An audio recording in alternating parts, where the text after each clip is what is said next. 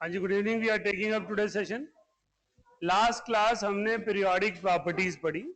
हमने स्टार्ट किया कि पीरियोडिक प्रॉपर्टीज क्या होती है और कौन सी इंपॉर्टेंट पीरियोडिक प्रॉपर्टीज हम स्टडी करते हैं। हमने कहा पीरियोडिक प्रॉपर्टीज वर्ड का मीनिंग है वो प्रॉपर्टीज जो पीरियोडिसिटी शो करें, रिपीटिशन शो करें, जिनके हम कोई ट्रेंड बना सकें। Such properties are called periodic properties. हमने कहा 4-5 इंपॉर्टेंट पीरियोडिक प्रॉपर्टीज है इस चैप्टर में, जिसमें पहली एटॉमिक रेडियस है। हमने कहा रेडियस वर्ड का मतलब होता है सेंटर ऑफ स्फीयर से आउटर पेरिफेरी तक का डिस्टेंस।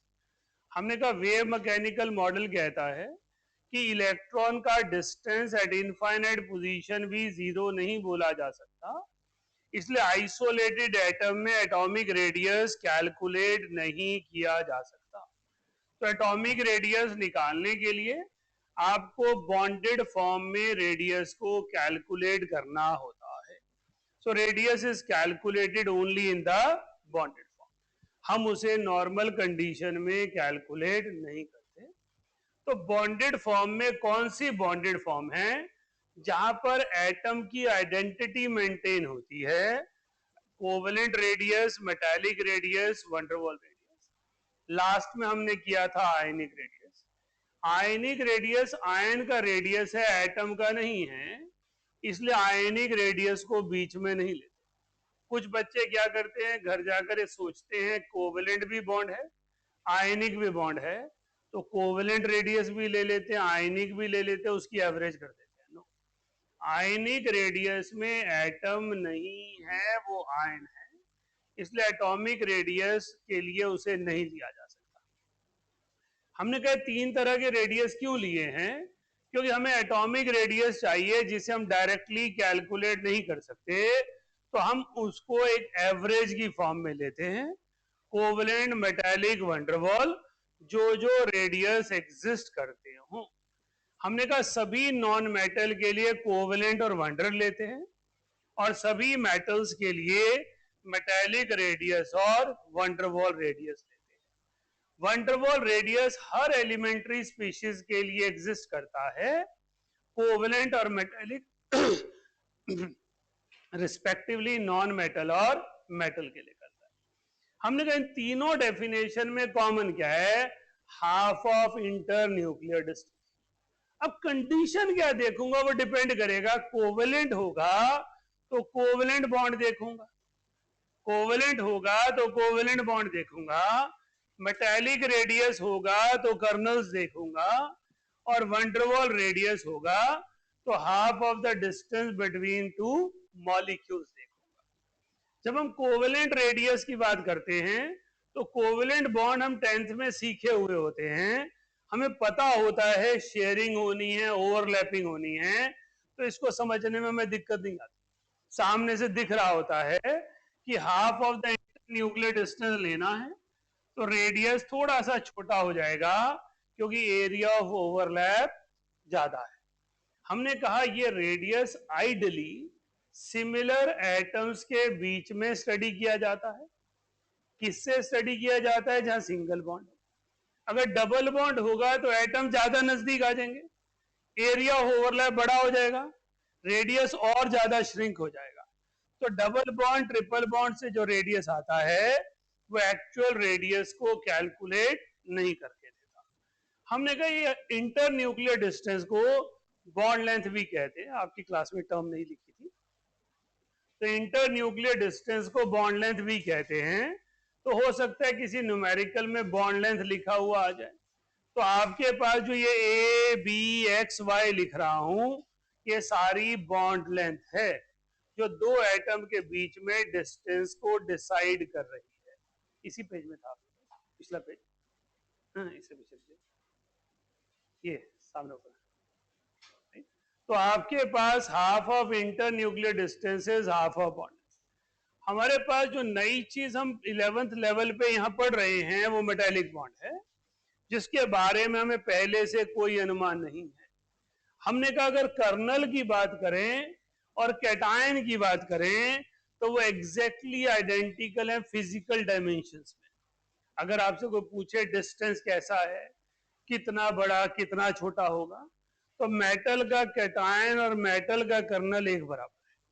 लेकिन अगर आयन ही कर्नल होता तो हम आयनिक रेडियस की बात करते। हमें एक अलग टर्म क्यों बनानी है? हमने कर्नल में फ्री मोबाइल इलेक्ट्रॉन हैं जो वैलेंस शेल के इलेक्ट्रॉन हैं।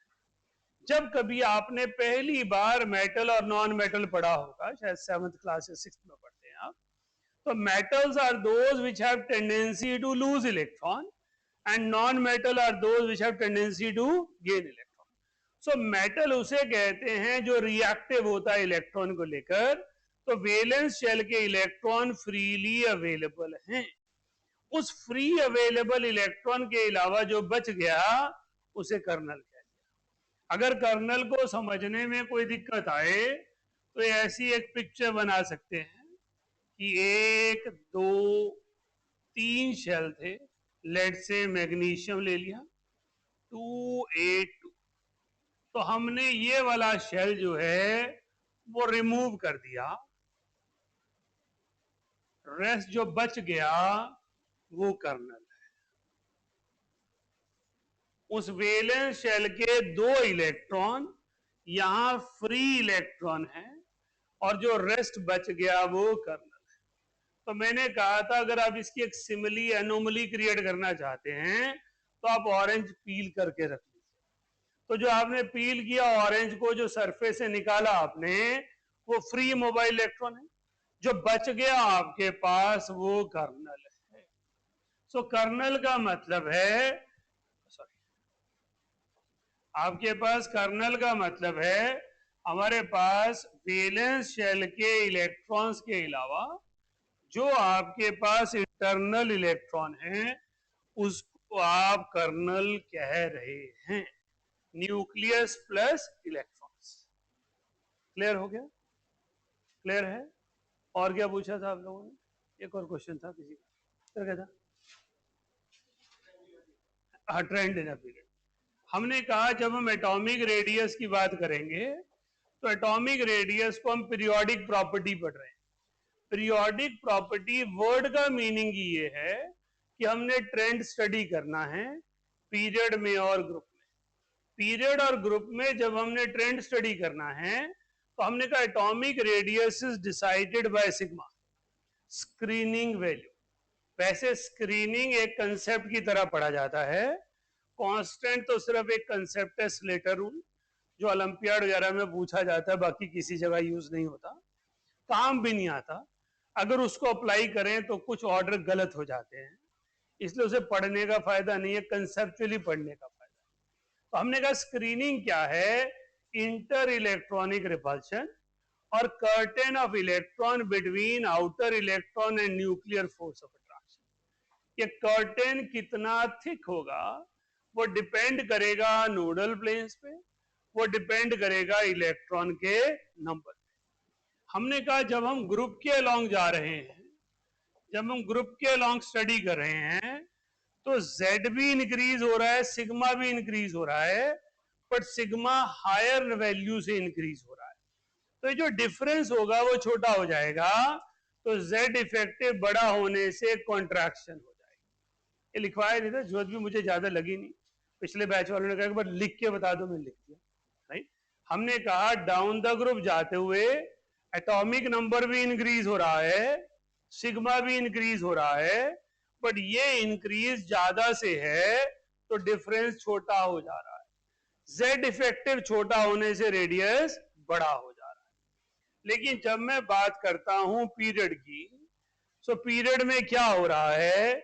Z भी इंक्रीज हो रहा है, सिग्मा भी इंक्रीज हो रहा है, बट ये इंक्रीज हो रहा है छोटी वैल्यू से, तो ये जो डिफरेंस होगा वो बड़ा हो जाएगा। As a result Z effective बड़ा हो जाएगा, रेडियस छोटा हो जाएगा। हमने कहा जब हम पीरियड के अलोंग जाते हैं तो रेडियस रेगुलरली डिक्रीज होता है। हमने कहा उसकी वजह इफेक्टिव न्यूक्लियर चार्ज का इंक्रीज होना है। हमने कहा लेफ्ट टू राइट जाने पर न्यूक्लियर चार्ज भी इंक्रीज हो रहा है, स्क्रीनिंग भी इंक्रीज हो रही है, बट स्क्रीनिंग स्मॉलर वैल्यू से इंक्रीज हो रही है, तो इफेक्टिव न्यूक्लियर चार्ज ज्यादा वैल्यू से इंक्रीज हो जा रहा है। इसलिए हमने कहा alkali metal to halogen radius regularly decreases. अगर आप वंडरवॉल रेडियस पूछेंगे तो सभी का रेगुलरली डिक्रीज है। एटॉमिक रेडियस पूछेंगे तो हैलोजन का रेडियस छोटा है, नोबल गैसेस का बड़ा है, क्योंकि हैलोजन तक किसी भी एलिमेंट का रेडियस इंडिविजुअल रेडियस नहीं है, एवरेज ऑफ टू क्वांटिटीज है, लेकिन नोबल गैसेस का रेडियस इंडिविजुअल रेडियस है। हाँ जी, यहां तक कोई कंफ्यूजन? इसके बाद हम लोग पहुंचे आयनिक रेडियस पर। आयनिक रेडियस में हमने कहा कि आयनिक रेडियस कैटायन का एटम से छोटा और एनायन का एटम से बड़ा होता है। हमने कहा ये सारी चीजें न्यूक्लियर फोर्स ऑफ अट्रैक्शन पर डिपेंड करती है। न्यूक्लियर फोर्स ऑफ अट्रैक्शन मतलब प्रोटॉन एंड आउटर मोस्ट में इलेक्ट्रॉन। अगर इलेक्ट्रॉन का नंबर कम हुआ तो प्रोटॉन उसे अंदर खींच लेंगे, इलेक्ट्रॉन का नंबर बड़ा हुआ तो वो उसे फैला लेंगे।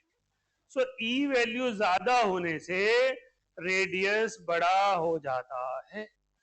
और लास्ट पॉइंट हमने लिखा कि पॉजिटिव चार्ज बढ़ाएंगे तो रेडियस छोटा हो जाएगा, नेगेटिव चार्ज बढ़ाएंगे तो रेडियस बड़ा हो जाएगा। क्लियर है?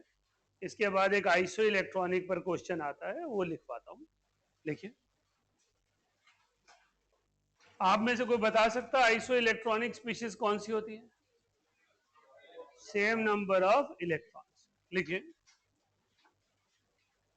इन case of isoelectronic species, in case of isoelectronic species, radius नहीं लिखेंगे, ionic radius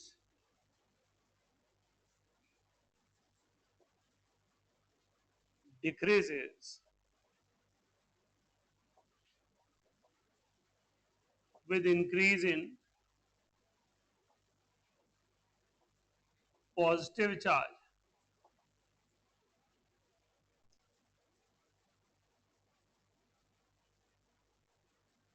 and decreases, and increases with increase in negative charge.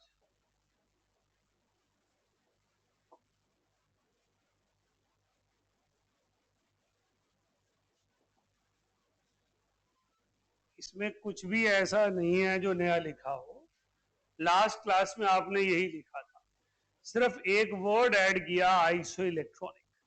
So iso electronic species में कंपैरेटिव क्वेश्चन पूछे जाते हैं कि आप बताइए आयनिक रेडियस का ऑर्डर क्या बनेगा। तो आपको ये ध्यान देना है, जितना पॉजिटिव चार्ज बड़ा होगा रेडियस छोटा हो जाएगा, जितना नेगेटिव चार्ज बड़ा होगा रेडियस बड़ा हो जाएगा। So ionic radius increases with increase in negative charge and decreases with increase in positive charge। Reason वही आएगा E अपॉन P रेशियो। तो हमारे पास आइसो इलेक्ट्रॉनिक हो गया, that is nitrogen, oxygen, fluorine, sodium, magnesium, aluminium. हमारे पास E upon P ratio ionic radius को decide करेगी। हमारे पास atomic number of nitrogen is 7, oxygen is 8, fluorine is 9, sodium is 11, magnesium is 12, aluminium is 13। अगर मुझे आइसो इलेक्ट्रॉनिक बनाना है तो इस पे 3 नेगेटिव 10, इस पे 2 नेगेटिव 10, इस पे 1 नेगेटिव 10, इस पे 1 पॉजिटिव 10, 2 पॉजिटिव 10, 3 पॉजिटिव 10। अब ये सारे के सारे आइसो इलेक्ट्रॉनिक हो गए। जितना नेगेटिव चार्ज बढ़ा है E अपॉन P ज्यादा है, जितना पॉजिटिव चार्ज बड़ा है ई अपॉन पी कम है। प्रोटॉन का नंबर ज्यादा होगा तो कॉन्ट्रैक्शन इन रेडियस होगी, इलेक्ट्रॉन का नंबर ज्यादा होगा तो एक्सपेंशन इन रेडियस होगी। सो मेरे पास ionic radius, nitride ion is more than oxide, oxide is more than fluoride, more than sodium, more than magnesium, and aluminium is smallest. तो E upon V ratio जितनी बड़ी होगी radius उतना बड़ा हो जाएगा। नोट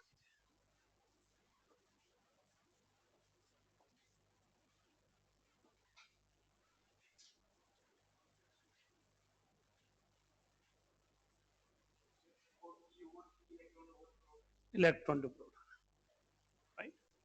बेटा आपके कुछ बुक्स में Z अपॉन ई दिया होता है। Z अपॉन ई का मतलब है प्रोटॉन अपॉन इलेक्ट्रॉन। मैं इसको लिखना इसलिए पसंद नहीं करता क्योंकि ये इनवर्स में जाएगा। मैं चाहता हूं आपको ऐसी चीज बोलूं ज्यादा हो तो ज्यादा है, राइट, इसलिए मैं ई अपॉन पी लिखता हूं। ई अपॉन पी ज्यादा है तो रेडियस ज्यादा है, ई अपॉन पी कम है तो रेडियस कम है। अगर बुक्स में कहीं Z अपॉन ई लिखा होगा तो इसका इनवर्स हो जाएगा। Z इज एटॉमिक नंबर, तो Z अपॉन ई ज्यादा है तो रेडियस छोटा है, Z अपॉन ई कम है तो रेडियस बड़ा है। क्लियर है? तो हमने अभी तक दो पर्टिकुलर प्रॉपर्टीज को स्टडी किया, एक एटॉमिक रेडियस, एक आयनिक रेडियस।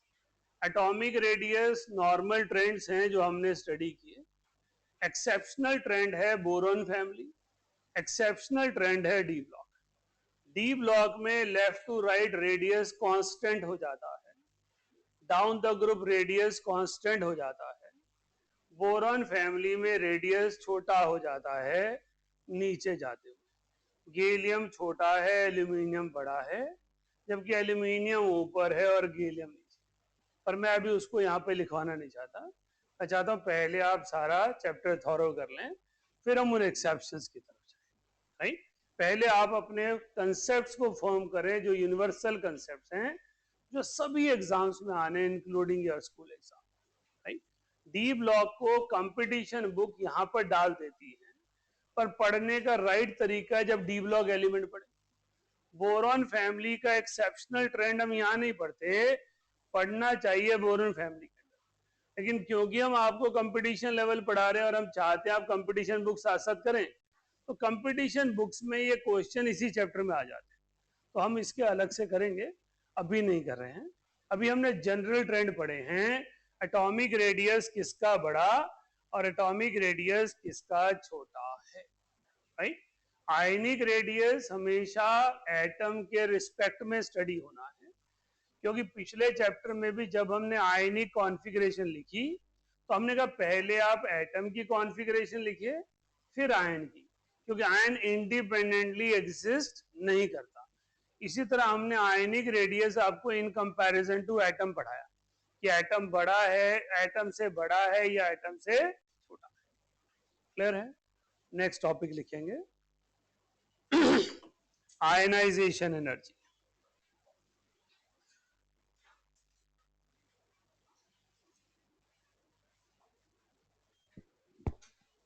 अर्शिया पूछना कुछ? ओके। आयनाइजेशन एनर्जी, बेटा आयनाइजेशन एनर्जी वो वर्ड है जो आपने छोटी क्लासेस में भी पढ़ा है। यहां पर आपके पास इसमें ऐड हो जाएंगे आयनाइजेशन पोटेंशियल,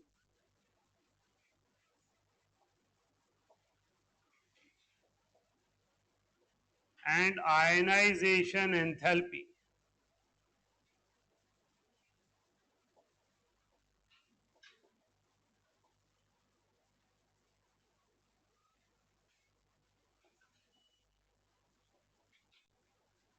कंसेप्चुअली एक ही टर्म है, निकालने का, अप्लाई करने का तरीका अलग अलग है। आयनाइजेशन एनर्जी कहा हो, आयनाइजेशन पोटेंशियल कहा हो, आयनाइजेशन एंथैल्पी कहा हो, एक ही चीज है। आयनाइजेशन एनर्जी सिंपलेस्ट वर्ड है, energy required to prepare ion. Ionisation potential के लिए आप अभी एटॉमिक स्ट्रक्चर पे वापस जाएं तो आपने वहां पर लिखा potential into charge is energy, potential into charge is energy. तो जब मैंने चार्ज पार्टिकल को एनर्जी देनी है तो किस फॉर्म में दूंगा? पोटेंशियल फॉर्म में दूंगा। सो आयनाइजेशन पोटेंशियल और आयनाइजेशन एनर्जी एक ही चीज है। तो कहीं आईई लिखा हो, कहीं आईपी लिखा हो, अगर पीरियोडिक से रिलेटेड है तो एक ही चीज है। एंथैल्पी क्या है? एंथैल्पी थर्मोडायनेमिक्स चैप्टर की एक इंपॉर्टेंट टर्म है। हम जब भी किसी भी जगह हीट चेंज को स्टडी करते हैं तो उसे एंथैल्पी कहते हैं। Delta that is change, H is the symbol of enthalpy, so it is change in enthalpy. Subscript में आई लिखा है, that is ionisation. Enthalpy is very vast. मैं पता लगाना चाहता हूं इस कमरे में कितनी हीट लिबरेट हुई, so enthalpy of the room, right.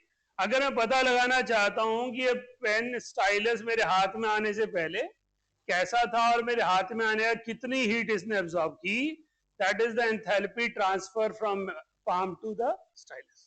So enthalpy is a standard mode of transfer of heat.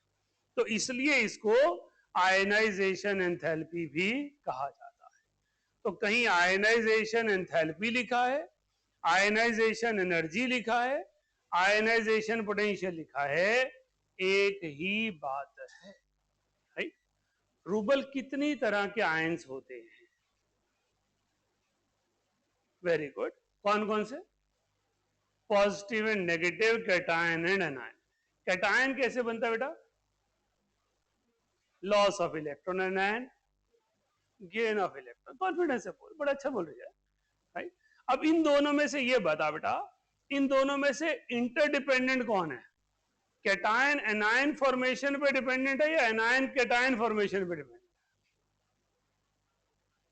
Anion cation पे डिपेंडेंट है। जब तक एक एटम इलेक्ट्रॉन लूज नहीं करेगा दूसरा गेन कैसे करेगा? जो लूज कर रहा है वो लूज करके कहीं भी फेंक सकता है, चाहे वायर के अक्रॉस फेंक दे, राइट, चाहे वो सॉल्यूशन में छोड़ दे। लेकिन एनायन को इलेक्ट्रॉन चाहिए बनने के लिए, तो एनायन मंडी से खरीद के तो नहीं दिया जा सकता, राइट। तो पहले कोई लूज करेगा तभी दूसरा गेन करेगा। तो आयनाइजेशन वर्ड का मतलब फॉर्मेशन ऑफ आयन। तो formation of which ion? Cation और एनायन? कैटायन, क्योंकि एनायन कैटायन पे डिपेंडेंट है। Ionization process is formation of cation, right. Why it created a story like that कि अगर पेपर में कभी कंफ्यूज हो रहे हो तो मेरी बात याद आ रही होगी, मैंने कैसे रूबल से क्वेश्चन पूछे थे। आंखें बंद करोगे याद आ रहा होगा, अच्छा वो पूछ रहे थे, वो बता रही थी, है ना। So this is just a story so that you will remember it, right.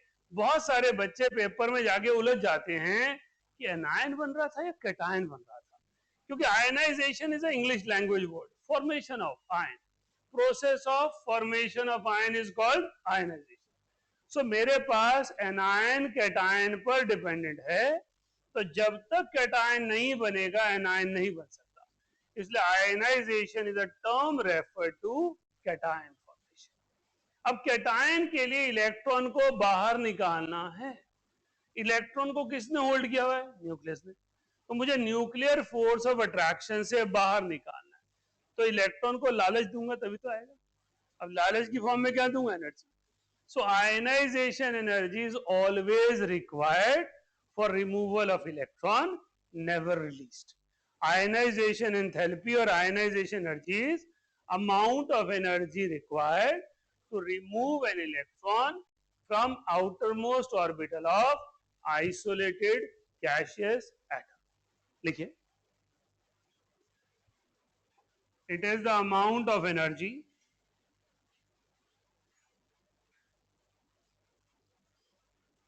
it is the amount of energy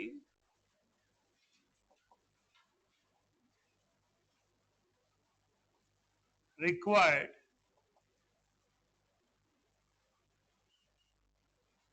It is the amount of energy required to remove most loosely bonded electron, most loosely bonded electron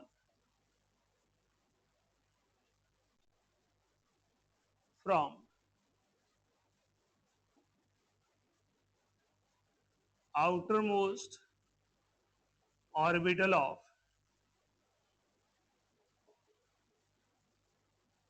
an isolated gaseous atom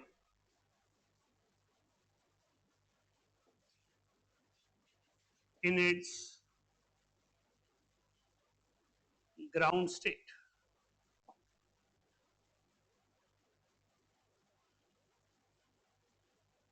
बेटा ionization energy की जो मैंने statement लिखवाई है, इसका हर word आपके लिए important है. पहली है अमाउंट ऑफ एनर्जी रिक्वायर्ड. आपके इस चैप्टर में कुछ फिनोमेना होंगे जहां रिलीज हो रही है, सो आयनाइजेशन एनर्जी को वहां से मिक्स नहीं करना है. It is always required. किस इलेक्ट्रॉन को निकालने के लिए? Which is loosely bonded. Loosely bonded electron. वो लूजली बॉन्डेड इलेक्ट्रॉन कहां पड़ा होगा? आउटर मोस्ट ऑर्बिटल में पड़ा होगा. कौन सी स्टेट ऑफ एटम के? Isolated gaseous atom in ground state. What is the meaning? जब भी एटम आइसोलेट होगा तो गैसियस ही होगा. जब बंधा होगा तो सॉलिड और लिक्विड बनेगा. जब फ्री स्टेट में होगा तो एटम गैसियस ही होगा. अगर एटम गैसियस नहीं है, आइसोलेटेड नहीं है, तो पहले एनर्जी कहां जाएगी? एटम को दूसरे एटम से सेपरेट करने, बॉन्ड एनर्जी. राइट. जब भी आप एनर्जी किसी भी बॉन्डेड एटम को दोगे तो आयनाइजेशन से पहले सेपरेशन होगी. इसलिए जो एनर्जी का पार्ट जाएगा वो पार्टली सेपरेशन में जाएगा, पार्टली आयनाइजेशन में जाएगा. राइट. यही कारण था मेरा प्लैंक क्वांटम थ्योरी की इक्वेशन न्यूमेरिकल्स में आयोडीन मॉलिक्यूल वाला न्यूमेरिकल डालने का. वहां मैंने एक न्यूमेरिकल डाला था, what will be the kinetic energy of iodine atom if bond energy is so and so and photon of 4500 angstrom strikes a iodine molecule. क्योंकि मैं आपको समझाना चाहता हूं कि एनर्जी ऐसी नहीं हो सकती कि मैं एक एटम में पकड़ूं, हाँ भाई हाइड्रोजन ये ले, पॉसिबल नहीं है ना. सो मैं तो एक सैंपल को एनर्जी दूंगा. It can be atom, it can be solid, it can be liquid, it can be gas. मैं तो एक सैंपल ऑफ एटम को, सैंपल ऑफ मॉलिक्यूल को एनर्जी दूंगा. वो उस एनर्जी को पार्टली एक फंक्शन में, पार्टली दूसरे फंक्शन में यूज करेंगे. तो आयनाइजेशन एनर्जी सिर्फ तब कहूंगा जब एटम आइसोलेट हो चुका है. जब तक वो बंधा हुआ है तब तक वो एनर्जी आयनाइजेशन नहीं होगी. सेकेंडली, आपने बोर मॉडल में पढ़ा कि जब एनर्जी एटम के पास जाती है तो इलेक्ट्रॉन एक्साइट करता है. एक्साइटेड स्टेट से इलेक्ट्रॉन निकालना आसान होता है क्योंकि तो न्यूक्लियर फोर्स कम हो जाती है. ग्राउंड स्टेट से इलेक्ट्रॉन निकालना मुश्किल होता है. तो हमने आयनाइजेशन एनर्जी सिर्फ ग्राउंड स्टेट से कैलकुलेट करनी है, एक्साइटेड स्टेट से नहीं करनी है. राइट. आयनाइजेशन एनर्जी के हमने कम से कम 8-10 न्यूमेरिकल किए जब बोहर मॉडल किया. इलेक्ट्रॉन को कितनी एनर्जी चाहिए सेकंड ऑर्बिट से, कितनी चाहिए थर्ड ऑर्बिट से. ऑब्जेक्टिव असाइनमेंट में 2 क्वेश्चन डाले कि ionization energy of excited electron is, एक में ऑप्शन थी 3.4 और लेस देन दैट, एक में ऑप्शन थी आपके पास लेस देन 13.6. राइट. कारण क्या है कि ग्राउंड स्टेट की आयनाइजेशन एनर्जी हमेशा ज्यादा है और एक्साइटेड स्टेट की हमेशा कम है. समझ रहे हो तो? मैं आपको होलिस्टिकली पढ़ाना चाहता हूं कि आप हर चैप्टर को दूसरे चैप्टर से रिलेट कर पाए. क्योंकि आप जब एंट्रेंस के लिए जाएंगे वहां नहीं लिखा होगा एक क्वेश्चन कौन से चैप्टर का. जब आप एक टेस्ट देते हो तो आपको पता होता है उसी चैप्टर से है, तो माइंड में फाइल इजीली खुल जाती है. वहां नहीं पता कौन से चैप्टर का कंसेप्ट लगाना है. राइट. अभी हम जो जेई एडवांस का क्वेश्चन कर रहे थे 2 हफ्ते पहले जब रिवीजन क्लासेस चल रही थी एडवांस की, तो वहां एक क्वेश्चन था जो गैसियस स्टेट से लिया नहीं गया, बॉन्डिंग स्टेट से लिया गया, और वहां जो क्वेश्चन सॉल्व करना था बोहर मॉडल से सॉल्व करना था, राइट? उसमें कोई डेटा नहीं गिवन था, बोहर मॉडल से energy of hydrogen ground state लगानी थी। अब जिस बच्चे को क्लिक होगा वही कर पाएगा, अदरवाइज वहां पे जो ग्राफ मेंशन था वो ऐसा ग्राफ था जो आप सिर्फ बॉन्डिंग चैप्टर में करते हो, एटॉमिक स्ट्रक्चर तो आपको पता ही नहीं ऐसा कुछ होता है, राइट? अब ग्राफ ये दिया होगा तो पहले फाइल कौन सी खुलेगी? जिस चैप्टर में ग्राफ पढ़ा होगा डेफिनेटली वही खुलेगी। अब वो बोलेगा वहां तो डेटा ही नहीं है, मिसमैच, और आप फंस जाएंगे, राइट? इसलिए आपको जो है ओवरऑल समझना है कंसेप्ट क्या है। तो ionization energy is always energy required, never least, from isolated gaseous atom in excited state for most loosely bonded electron. Clear है? लिखिए आगे।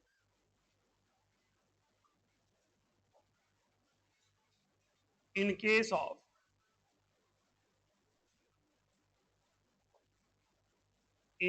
of polyvalent ion, in case of polyvalent ion, comma, successive ionization energy is required, successive ionization energy is required, which means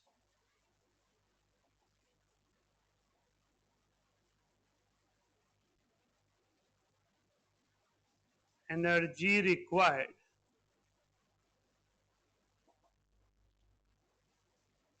to remove successive electrons.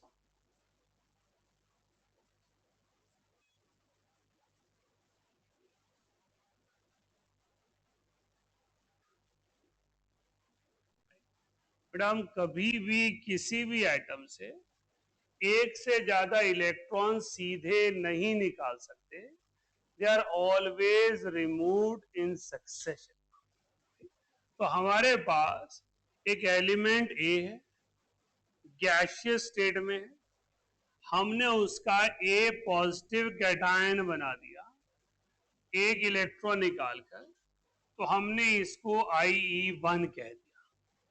हमारे पास ए positive cation में से हमने एक और electron निकाल दिया, तो हमने सेकंड इलेक्ट्रॉन निकाला है, लेकिन निकाला एक ही है, तो इसको IE2 कह देंगे। मैंने A2 पॉजिटिव कैटायन में से एक इलेक्ट्रॉन निकाल दिया, तो मैं इसको क्या कहूंगा? IE3। तो IE1 means energy required to remove first electron, IE2 means energy required to remove second electron, IE3 means energy required to remove 3 electron. अब अगर आपने इन तीनों को निकाल दिया तो ओवरऑल इक्वेशन आप लिखेंगे A gas give rise to A3 positive gas plus 3 electrons, and total energy required is IE1 plus IE2 plus IE3. So always like this. तो आपके पास IE1, IE2, IE3 का सम टोटल लगेगा। मैं directly किसी भी atom से 3 electron इकट्ठे नहीं निकाल सकता। ये कंसेप्ट किसने बताया था? आइंस्टाइन। उसने कहा एक फोटोन जाकर एक ही इलेक्ट्रॉन टकराएगा, मल्टीपल कैसे निकाले? तो पहले एक भेजा, फिर दूसरा भेजा, फिर तीसरा भेजा। So we cannot remove electrons in connect. We cannot remove them collectively. They were always removed in succession. So it is called successive ionization. IE1 for first electron, IE2 for second electron, IE3 for third electron.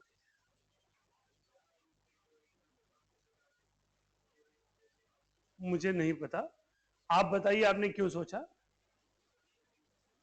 हाँ जी, मैं समझा नहीं। 10th में IE2 IE3 concept था आपको? बहुत बढ़िया, फिर तो कैसे लगाया था?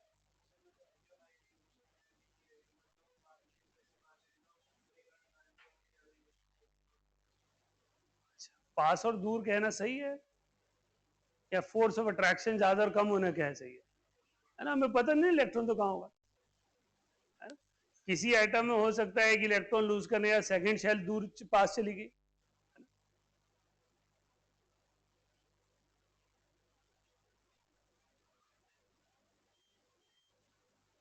वैसे जनरली होता नहीं छोटी क्लासेस में सक्सेसिव आयनाइजेशन, पढ़ा आप लोगों ने? सबने पढ़ा?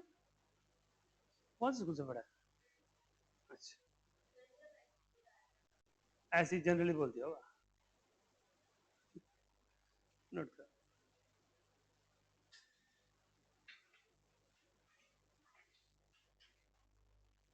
मैं तो क्वेश्चन पूछने वाला था अभी, आपने वही क्वेश्चन मेरे से पूछ लिया। मैंने ये पूछना था अभी।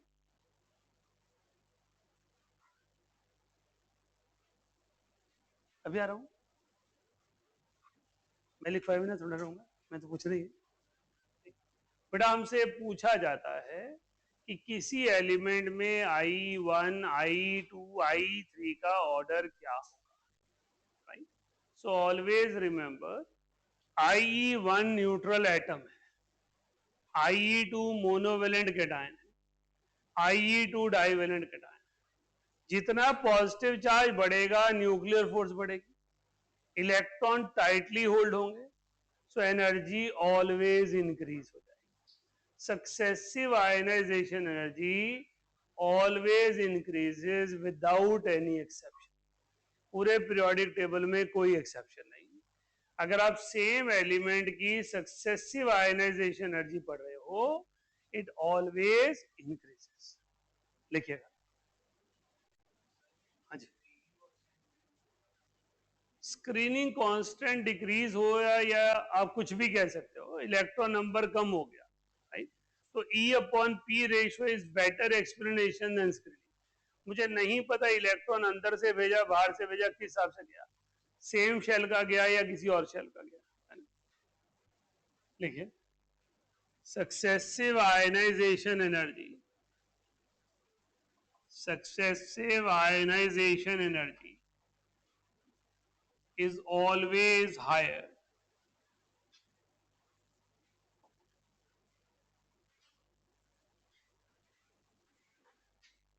as electrons are removed, as electrons are removed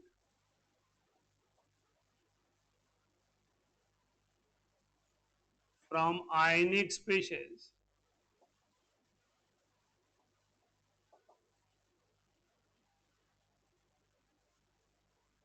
with higher effective nuclear charge.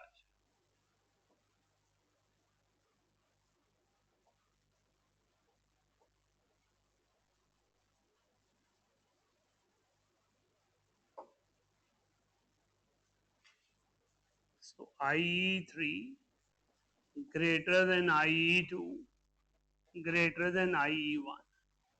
There is no exception to it, right? Why I'm repeatedly saying no exception to it? क्योंकि कई बच्चों को लगता है नोबल गैस से पहला इलेक्ट्रॉन निकालना मुश्किल है, सेकंड तो निकाल ही लेंगे, लेकिन ऐसा नहीं है। एंट्रेंस में क्वेश्चन नोबल गैस के IE1 IE2 पे आ जाता है और बच्चे जल्दबाजी में लिख देते हैं IE2 is less than IE1, क्योंकि पहला इलेक्ट्रॉन तो नोबल गैस से दिक्कत से निकला था। हमारे पास एलिमेंट कोई भी हो, आप IE1 IE2 IE3 same element की बात कर रहे हो, सेम एलिमेंट के केस में जब आप पहला इलेक्ट्रॉन निकालोगे तो उसका साइज हमेशा बड़ा होगा, दूसरा इलेक्ट्रॉन निकालोगे उसका साइज छोटा होगा, तीसरा इलेक्ट्रॉन निकालोगे उसका साइज और छोटा हो जाएगा। So ionization energy is the amount of energy required to remove most loosely held electron. In case of polyvalent ions, we require successive ionization. Reason, energy cannot be removed easily. Energy एक के बाद एक ही remove होगी। पहले एक electron निकलेगा, फिर दूसरा इलेक्ट्रॉन निकलेगा, फिर तीसरा इलेक्ट्रॉन निकलेगा। मैं एनर्जी बिना सक्सेसिव आयनाइजेशन एनर्जी के नहीं निकाल सकता। Energy has to be removed one after the other. Right, clear हो गया? तो successive ionization energy is always higher, क्योंकि सक्सेसिव आयन छोटे साइज का होता है। राइट, क्लियर है? एक मिनट दीजिएगा मुझे।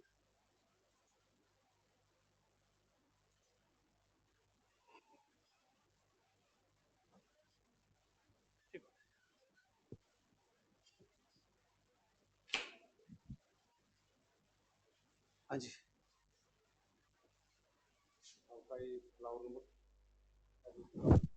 किस चीज के लिए? हाँ जी, हाँ जी, हाँ जी, ठीक है। मैं पूछा था किस चीज का है सर? हाँ हाँ, अच्छा जी, ठीक है, बिल्कुल उठाएंगे जी, करेक्ट है, ठीक है जी, ठीक है।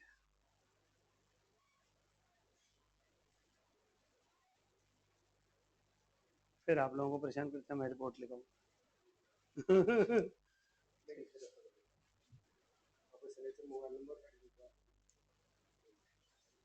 नहीं, ये आपको देना है? अच्छा अच्छा, क्या क्या लिखना है इसमें?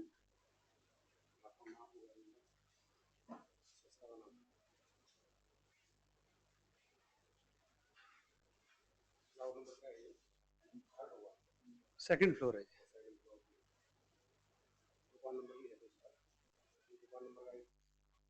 SCF 10 सेकंड फ्लोर लिख दिया जी,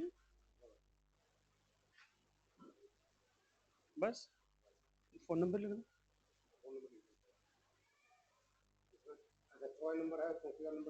ठीक है जी, डन डन डन, पढ़ लेंगे। और बताओ, ठीक है, थैंक यू।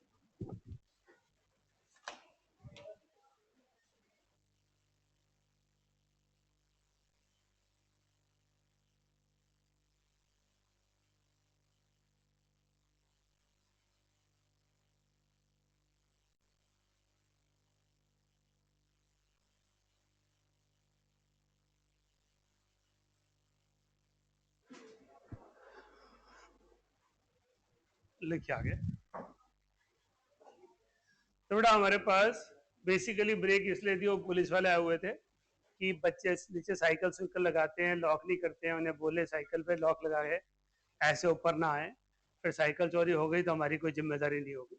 कि नोटिस लगाने आए थे, राइट? तो कौन कौन साइकिल पे आते हैं, लॉक लगा लिया करें जो आते हैं, ठीक है? चोरी की घटनाएं बढ़ रही होंगी, इसीलिए बेचारे आए होंगे, एक एक पौड़ी चढ़ेंगे। चलिए, so successive ionization energy is always higher because next atom has to be removed from smaller size chemical entity. देखिए आगे, by using successive ionization energy, comma, we can predict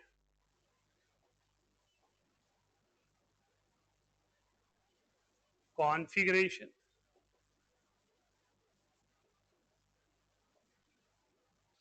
as well as stable valency of an element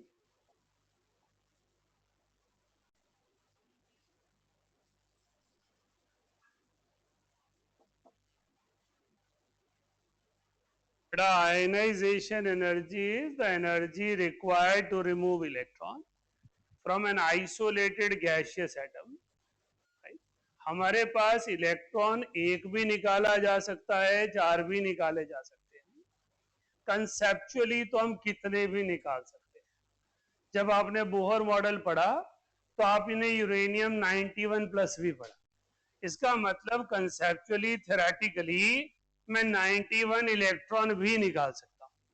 तो हमारे पास successive ionization energy पर एक typical question आता है exam में, that is about prediction of valency of an element, कितने electron valence shell में है।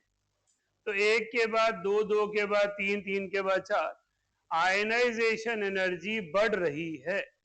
लेकिन trend of successive ionization energy हमें कुछ एडिशनल इंफॉर्मेशन देती है। लिखिए, biggest jump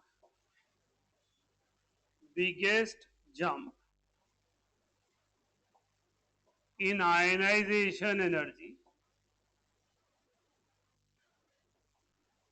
indicates biggest jump in ionization energy indicates that element has acquired noble gas configuration.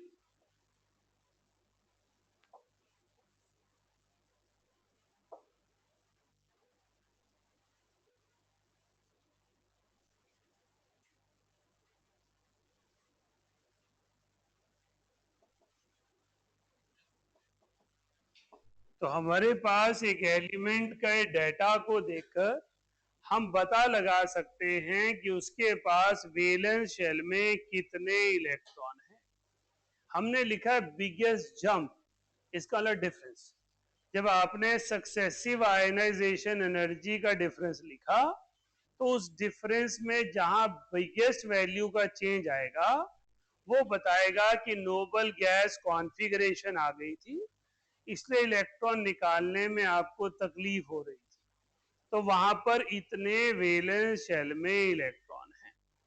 आपके ऑब्जेक्टिव एग्जाम में टर्म ही बिगेस्ट जंप आती है, इसलिए लिखा है, अदरवाइज में डिफरेंस लिखा, राइट।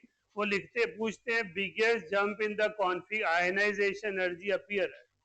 ये क्वेश्चन दो तरह से आएगा, वाइस वर्सा। एक में कॉन्फ़िगरेशन दी होगी और पूछा होगा बिगेस्ट जंप कहां पर आएगी। दूसरे में आपको सक्सेसिव आयनाइजेशन एनर्जी दी होगी और पूछेंगे इसके वैलेंस शेल में कितने इलेक्ट्रॉन हैं या इसकी कॉन्फ़िगरेशन क्या है। तो आयनाइजेशन एनर्जी के डाटा से मुझे कॉन्फ़िगरेशन को प्रिडिक्ट करना है, राइट। चलिए क्वेश्चन करते हैं। क्वेश्चन ये मतलब एग्जांपल ले रहा हूं। मेरे पास ए एटम से मैंने ए पॉजिटिव बनाया, आयनाइजेशन एनर्जी की डिमांड थी 1.5 ई। मैंने A1 पॉजिटिव से A2 पॉजिटिव बनाया, आयनाइजेशन एनर्जी की डिमांड थी 4.0 ई।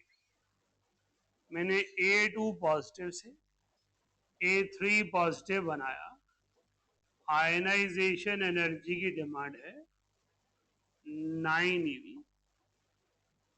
मेरे पास A3 पॉजिटिव से मैंने A4 पॉजिटिव बनाया और आयनाइजेशन एनर्जी की डिमांड है 25। तो मेरे पास ये डाटा आया और इन्होंने मुझे कहा बताइए इस एलिमेंट की पॉसिबल कॉन्फ़िगरेशन क्या है, वैलेंस शेल कैसा है, कहां पर ये स्टेबिलिटी एक्वायर करेगा। आयनाइजेशन एनर्जी रेगुलरली इंक्रीज हो रही है, 1.5 से 4, 4 से 9, 9 से 25।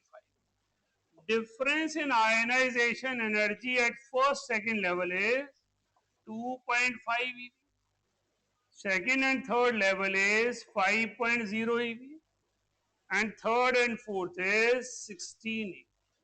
तो बिगेस्ट जंप कहां पर आई, आपके पास थर्ड से फोर्थ में जब गया। इसका मतलब सबसे मुश्किल कौन सा इलेक्ट्रॉन निकालना है, फोर्थ। तो सबसे स्टेबल कौन सा होगा, 3 पॉजिटिव, क्योंकि 3 पॉजिटिव से इलेक्ट्रॉन निकालने में आपको दिक्कत आ रही है। इसका मतलब है इसकी स्टेबल स्टेट जो है वो 3 पॉजिटिव है। इसका मतलब इस एलिमेंट ए में नोबल गैस के बाद 3 इलेक्ट्रॉन है, राइट। इस एलिमेंट ए में नोबल गैस के बाद 3 इलेक्ट्रॉन हैं। ऐसी पॉसिबिलिटी दो हो सकती हैं, एक यहां पर नोबल गैस के बाद NH2 NP1 आ जाए, दूसरी हो सकती है नोबल गैस के बाद NH2 N-1D1 आ जाए, राइट। दोनों ही केसेस में 3 इलेक्ट्रॉन लूज करके नोबल गैस कॉन्फ़िगरेशन आएगी, राइट। अजी डाटा लिख लिया सबने? वो रहने तो जो नीचे लिखा है मैंने, पहले क्लियर है सबको? क्लियर है? एक स्टेटमेंट लिखिए, data shows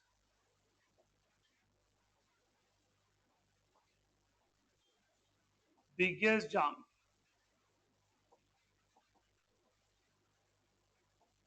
from IE3 to IE4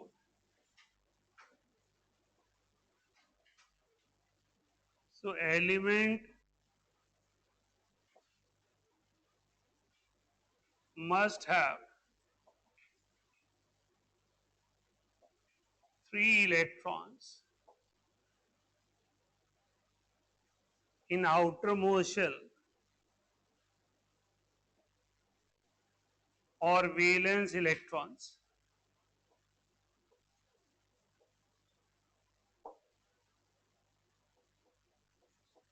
it acquires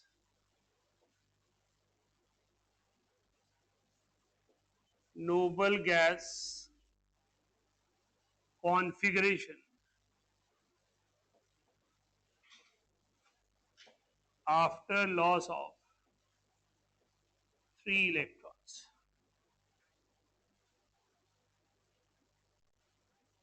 तो हमारे पास biggest jump in ionization energy 3 to 4 आ रही है। इसका मतलब 3 इलेक्ट्रॉन लूज करने के बाद इस एलिमेंट ने नोबल गैस कॉन्फ़िगरेशन एक्वायर की होगी। तो नोबल गैस कॉन्फ़िगरेशन के बाद इससे पहले उसके पास 3 इलेक्ट्रॉन रहे होंगे। तो नोबल गैस कॉन्फ़िगरेशन से ज्यादा उसके पास 3 इलेक्ट्रॉन हैं, तो only possibilities are these two, जहां पर नोबल गैस प्लस 3 इलेक्ट्रॉन आना है। तो 3 इलेक्ट्रॉन के लिए मेरे पास दो पॉसिबिलिटीज हैं, या तो NH2NP1 या NH2N-1D1। समझ आई बात? नहीं आई? हाँ जी। आउटरमोस्ट शेल और वेलेंस, वेलेंस शेल ही लिख देते हैं, सेंस बिगड़ जाएगी। कुछ और लिखना चाह रहा था मैं। चलो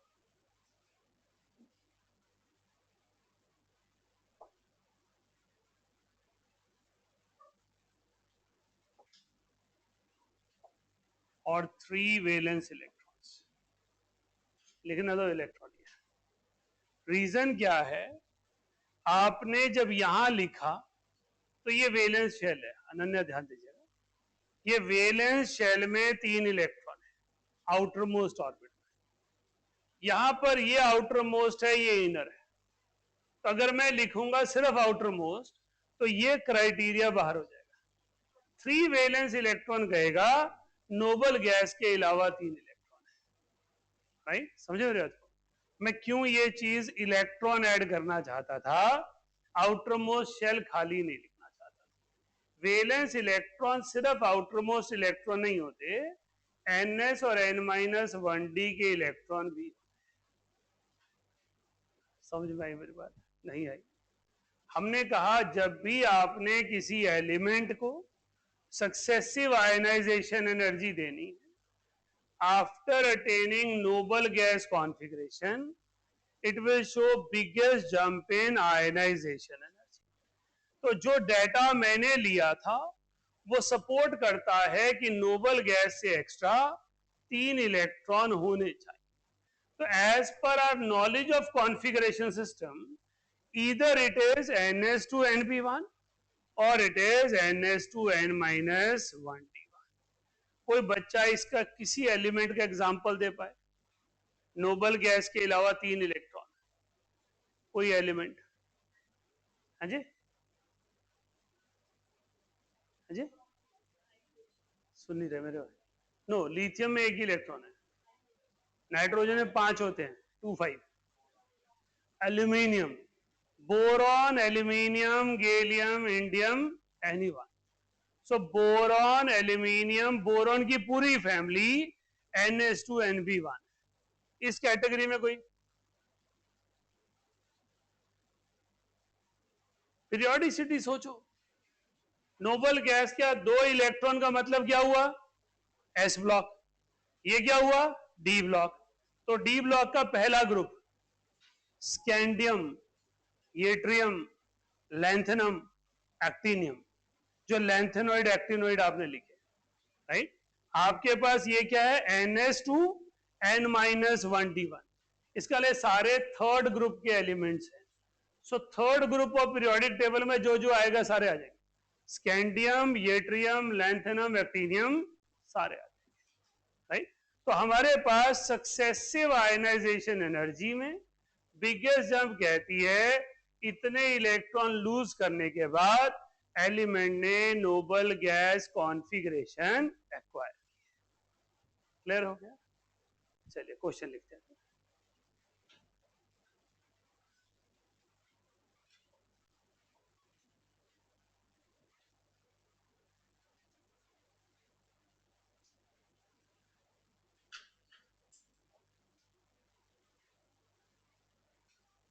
biggest jump in successive ionization energies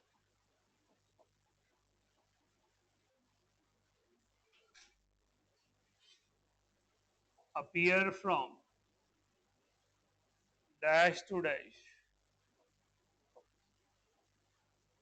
in following elements.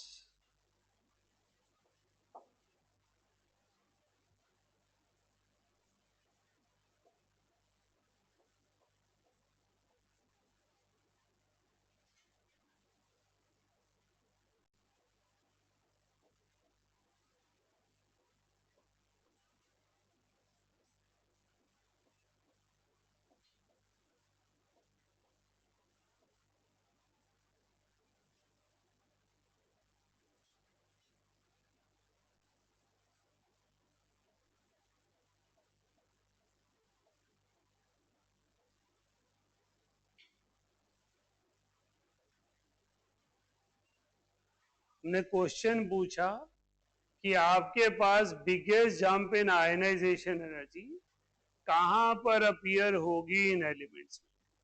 आपको करना क्या है? After losing how many electrons element will acquire noble gas configuration, right? Who is ready with the first answer?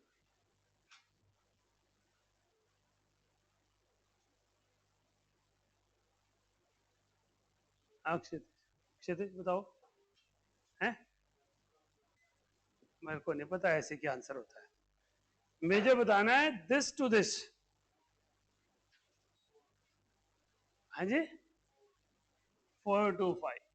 So IE4 to IE5, because after losing 4 electron atom will acquire noble gas configuration। तो जब मुझे successive ionization energies दी होंगी तो fourth और fifth के बीच में biggest jump आएगी, तो configuration 1s2 2s2 2p2, right? Muskan second का अटेम्प्ट करेंगी आप? कोशिश कर रहे, क्लास सबकी है, पेपर तो नहीं देना, इनमें से कोई देखेगा तेरी जगह? स्नेहा, वैलेंशियल देखना है सिर्फ, उतने इलेक्ट्रॉन निकाल दिए और बीच में जंप ढूंढ ली। ये एक इलेक्ट्रॉन लूज करने के बाद ये नोबल गैस आ जाएगी। 1s2 2s2 2p6 is Nobel gas configuration of the earth.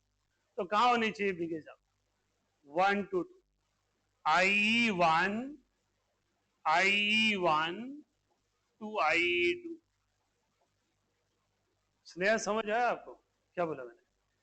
After losing noble electrons, element must acquire noble gas configuration। तो कितने इलेक्ट्रॉन लूज करने के बाद एक एलिमेंट नोबल गैस कॉन्फ़िगरेशन पर पहुंचेगा, ये ढूंढना है, राइट? तो उतने इलेक्ट्रॉन और उससे next electron, so that will make it the biggest jump. Samriddhi third का अटेम्प्ट करेंगे आप? गलती बोलो, बोलो सही।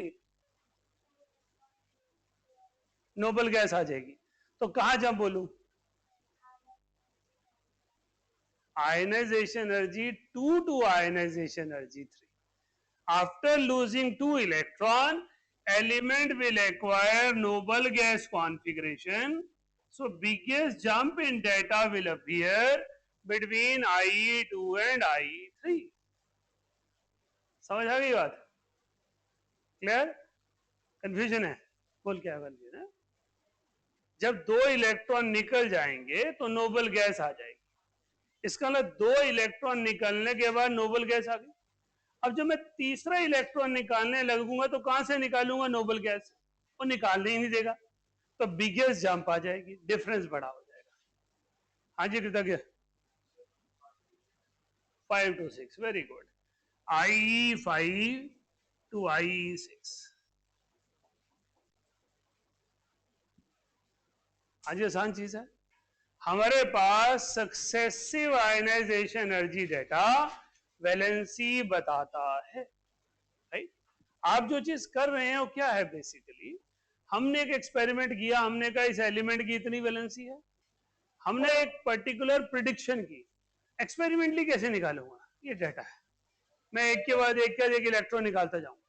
जहां मुझे जंप सबसे बड़ी दिखाई देगी, इसका मतलब है इतने इलेक्ट्रॉन उस एलिमेंट के वैलेंस शेल में है। हम एक भी चीज 4 से 6 चैप्टर की कंफर्मेशन के बिना नहीं पढ़ते।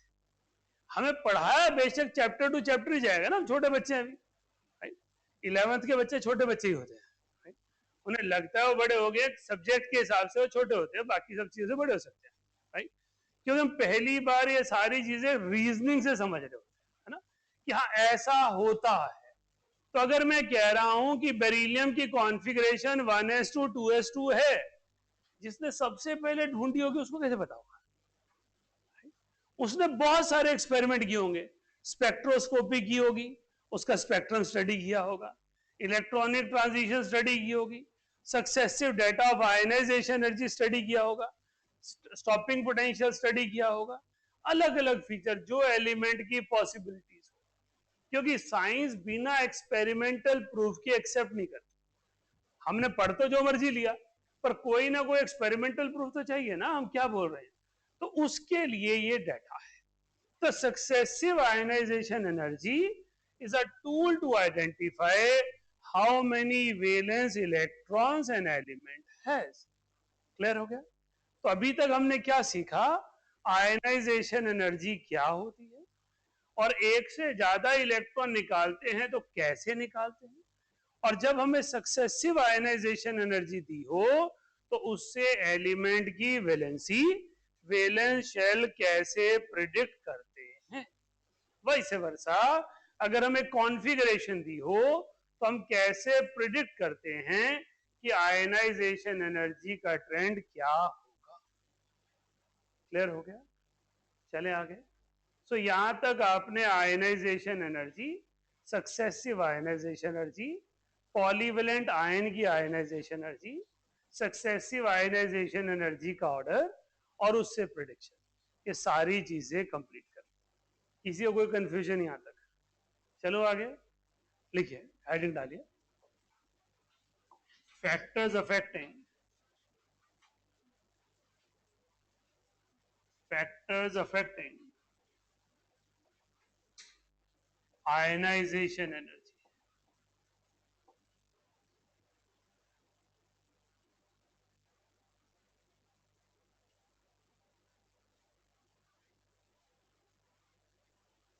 Ionization energy is inversely proportional to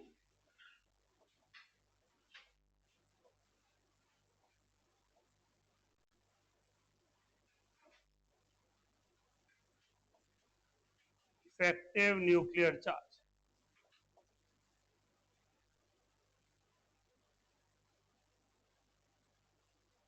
Directly proportional, sorry. Ionization energy is directly proportional to effective nuclear charge.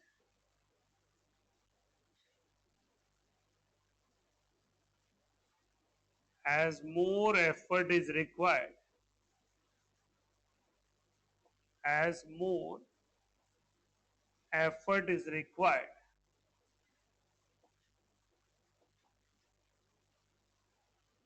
to remove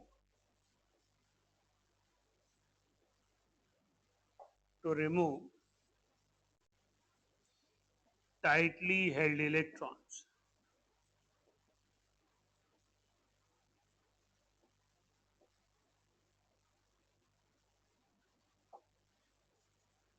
हमने कहा हमारे पास इफेक्टिव न्यूक्लियर चार्ज जितना ज्यादा होगा आयनाइजेशन एनर्जी उतनी ज्यादा, क्योंकि इलेक्ट्रॉन को निकालने में दिक्कत आएगी।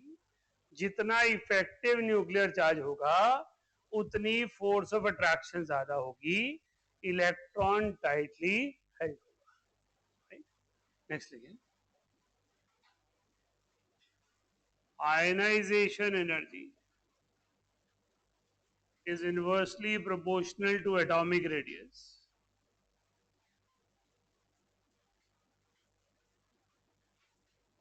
As it is difficult to remove,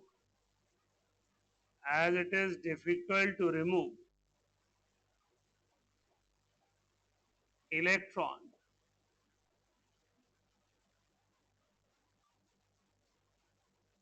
from small sized atom.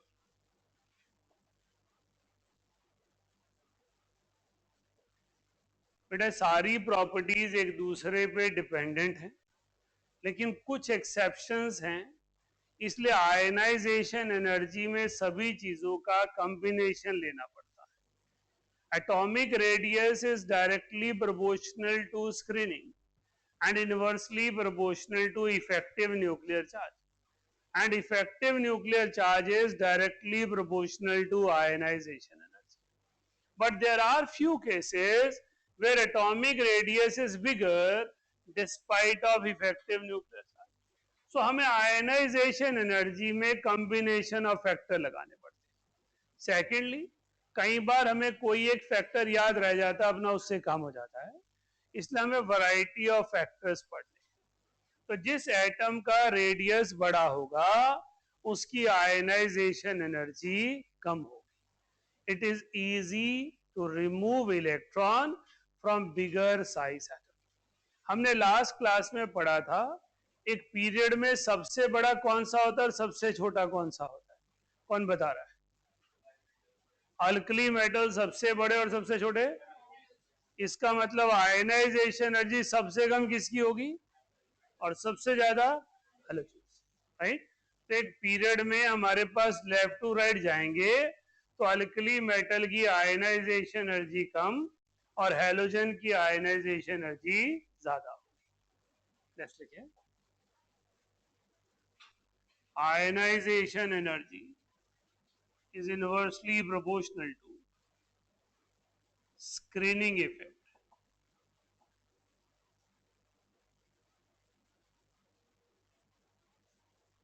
Increase in screening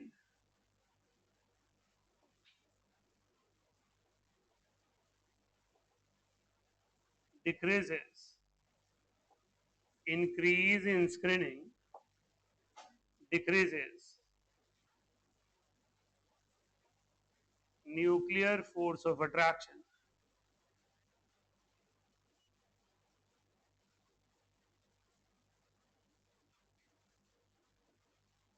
So ionization energy decreases.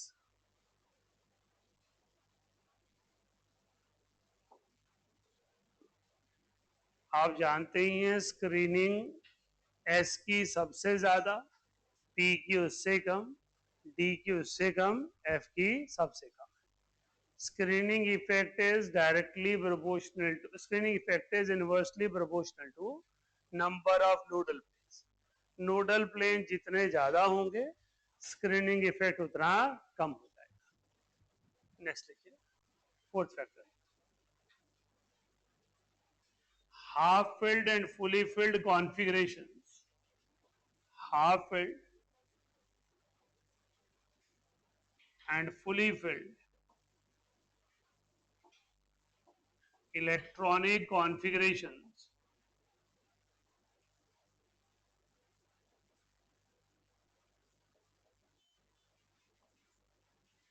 have higher ionization energy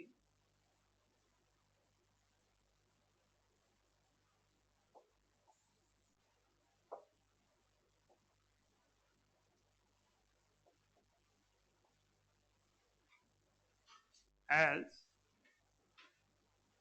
these configurations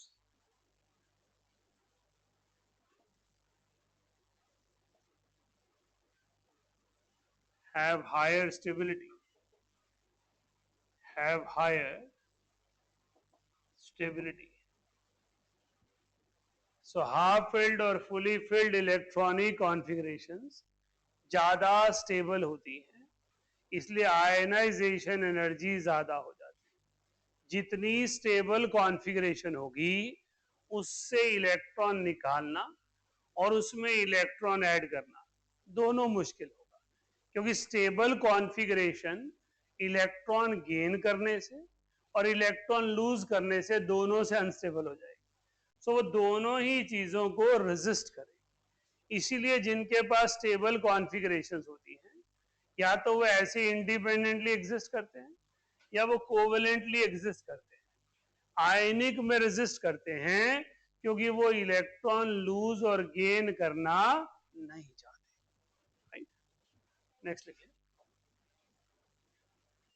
ionization energy is directly proportional to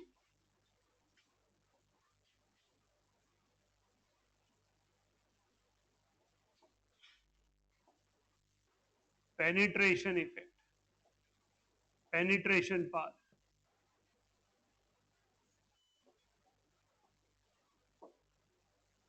Penetration power S is more than P is more than D is more than F. Penetration power और screening effect का same order होता है लेकिन अलग meaning होता है। Screening effect किसका study किया जाता है? अंदर वाले इलेक्ट्रॉन का बाहर वाले इलेक्ट्रॉन। और पेनिट्रेशन किसका स्टडी किया जाता है? बाहर वाले इलेक्ट्रॉन का न्यूक्लियस। राइट, तो एस का इलेक्ट्रॉन अपनी पेनिट्रेशन बढ़ाएगा और अपने से पीछे वाले को स्क्रीन कर देगा। अक्सर ऐसे ही होता है ना, जो व्यक्ति आगे जाना चाहता है वो बाकियों को परेशान करता है, धक्का मुक्का मार के अपने आप तो आगे चला गया, वो बाकी सब ने स्क्रीन करके। तो एस वाले के पास अपने लिए पेनिट्रेशन सबसे ज्यादा है और अपने से पीछे वालों के लिए स्क्रीनिंग ज्यादा। तो S is more than P is more than D is more than F. Right, लिखिए आगे, trend of ionization energy, trend of ionization energy depends upon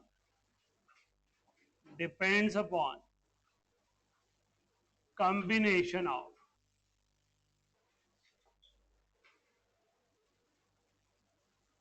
all the factors.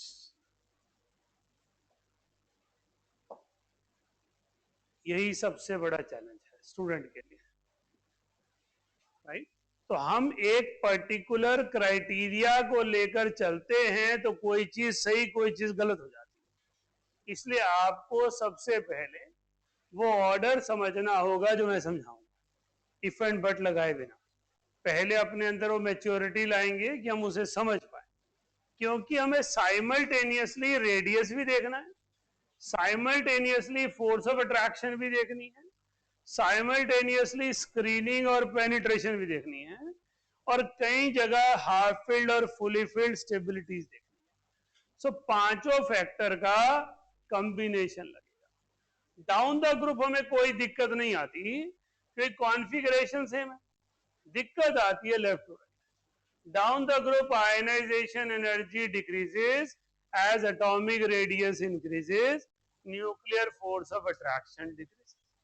Exceptions होंगी जहां रेडियस में एक्सेप्शन आएगी, इसकी अपनी कोई एक्सेप्शन नहीं है, लेकिन पीरियड के अलोंग इसका अपना ट्रेंड डिस्टर्बिंग है।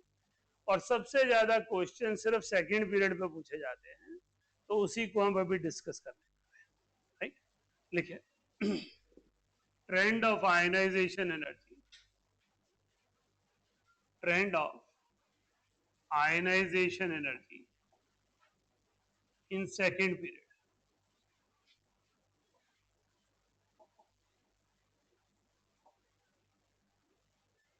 ये ट्रेंड IE1 का है, पहले मुझे लिखने दें या पहले समझा दें, तो ऑर्डर लिखते हैं पहले, उसके बाद एक्सप्लेनेशन लिखेंगे।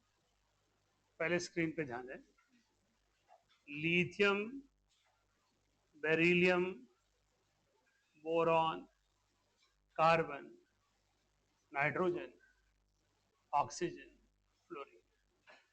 नोबल गैसेस को लेने की जरूरत नहीं है, उनकी आयनाइजेशन एनर्जी ज्यादा ही होगी क्योंकि वो फुली फिल्ड कॉन्फ़िगरेशन के साथ है। अलोंग द पीरियड हमने लास्ट क्लास में पढ़ा कि हमारे पास रेडियस डिक्रीज हो जाता है, इसका मतलब आयनाइजेशन एनर्जी इंक्रीज होनी चाहिए।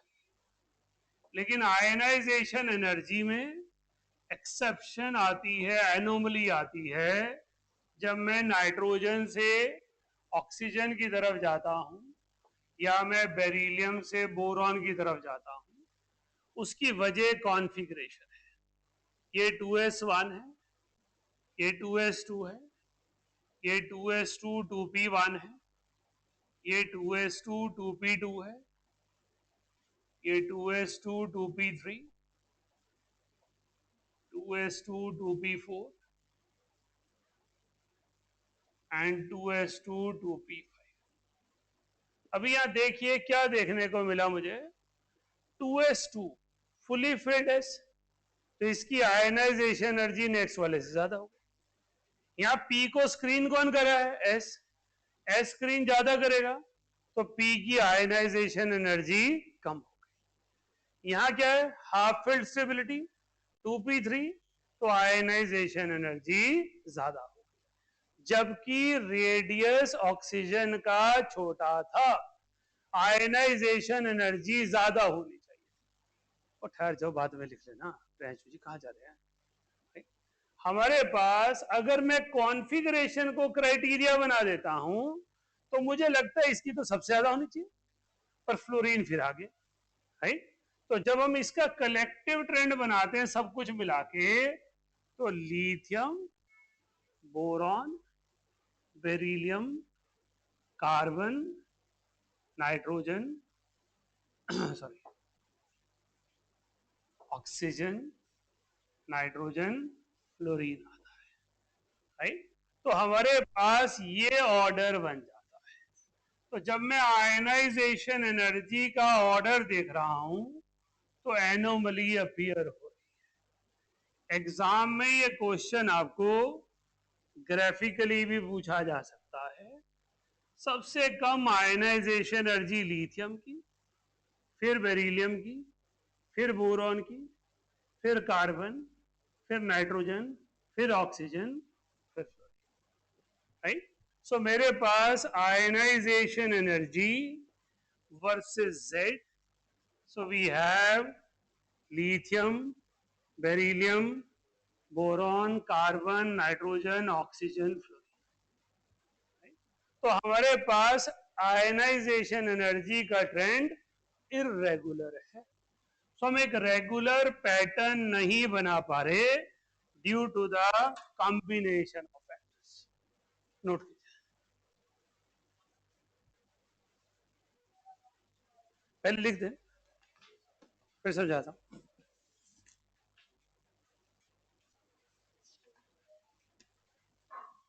सारा द्वारा सॉल्व कर लो। चेतन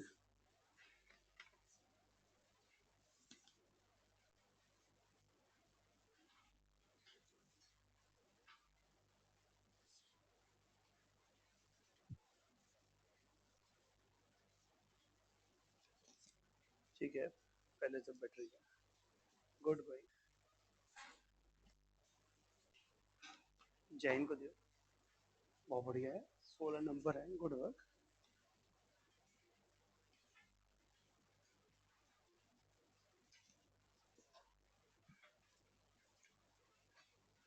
तो काम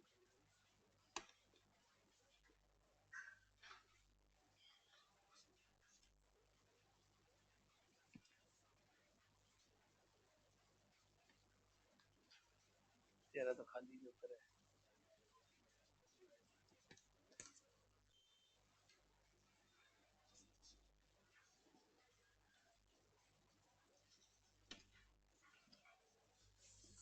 अभी ठीक है, इस वक्त तक तो बहुत बुरी हालत थी, अभी ठीक है।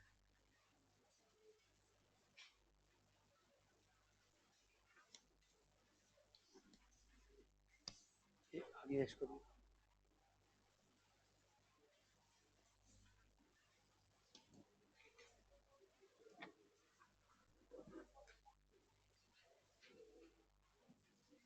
मैंने दिया ना रघु इस पेपर,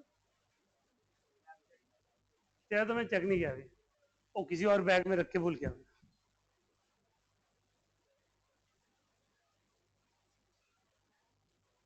देख लेना सब्जेक्टिव पेपर कई बार टोटल या कोई क्वेश्चन मिस हो जाता है, तो चेक कर। हाईएस्ट 21.5 है।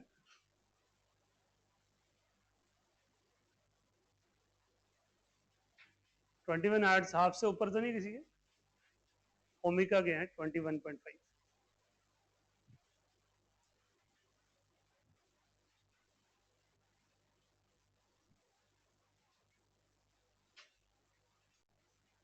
बाद में देख लेना, पूछ लेना मुझसे, पहले समझ लेना। जिनके भी नंबर 15 से कम है उन्हें सारा पेपर एक बार सॉल्व करना है, किसी क्वेश्चन में कोई दिक्कत हो मुझसे पूछनी है।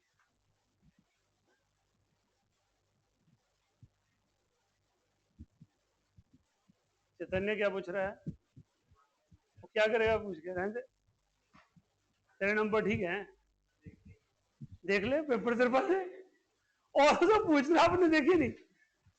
चल तू सारी क्लास के बाद तेरे कितने हैं, ठीक है, गुड वर्क।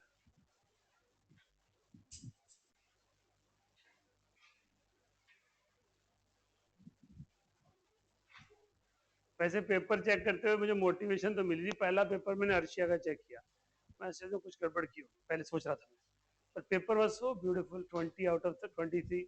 नहीं यार, बच्चे पढ़ते हैं कुछ करते हैं, गुड, कर लेते हैं।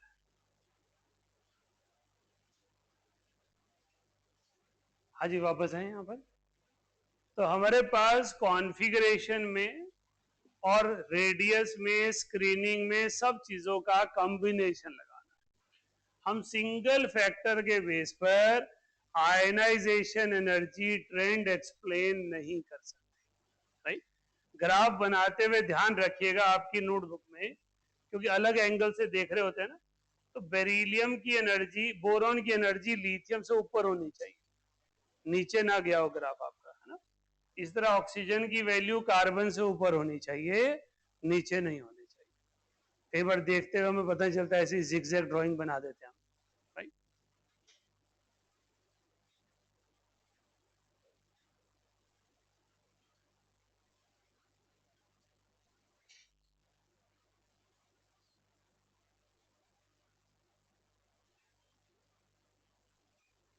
हाँ जी, चले आगे।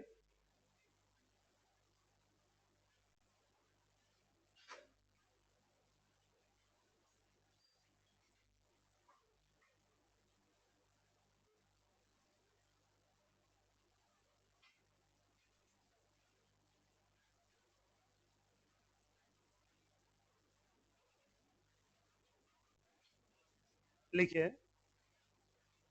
हो गए दीपांशी, चले।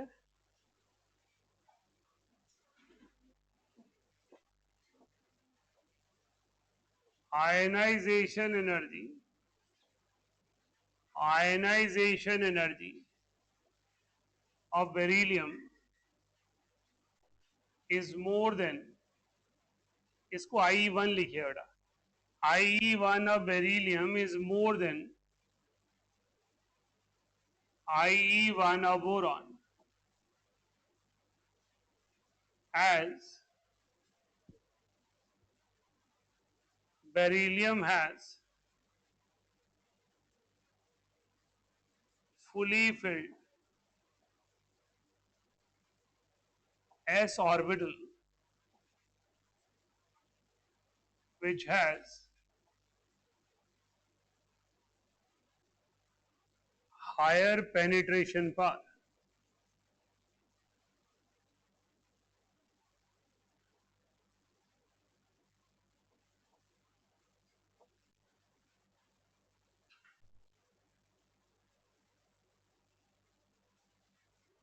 In case of boron,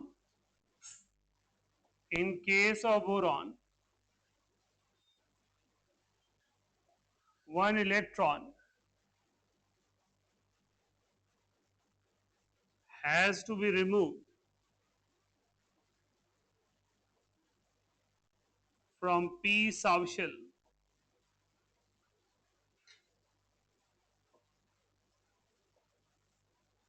which is screened by s orbital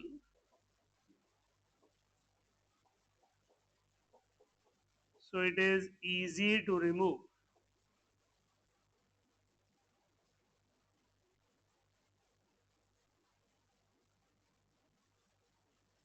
Electron in boron. सो हमारे पास बेरिलियम का साइज बड़ा है, बोरॉन का साइज छोटा है.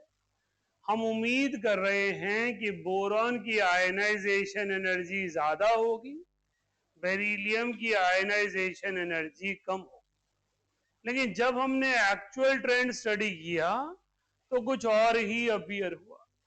बोरॉन की आयनाइजेशन एनर्जी कम थी, बेरिलियम की आयनाइजेशन एनर्जी ज्यादा थी. ये जो effect of screening, penetration, configuration है, ये सिर्फ सक्सेसिव एलिमेंट पर जाते हैं, बाकियों में एटॉमिक रेडियस डोमिनेट कर जाता है. तो हम ये नहीं कह सकते कि वो यूनिवर्सलाइज हो. इसीलिए स्टूडेंट लेवल पे इनिशियली हमें दिक्कत आती है अगर हम घर जाके रीड नहीं करते.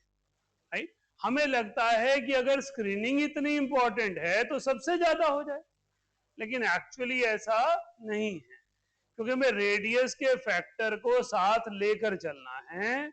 रेडियस एक स्ट्रॉन्गर फैक्टर है, तो जो भी इफेक्ट ऑफ कॉन्फ़िगरेशंस अपीयर होगा वो सिर्फ सक्सेसिव एलिमेंट पे होगा, यूनिवर्सलाइज नहीं होगा.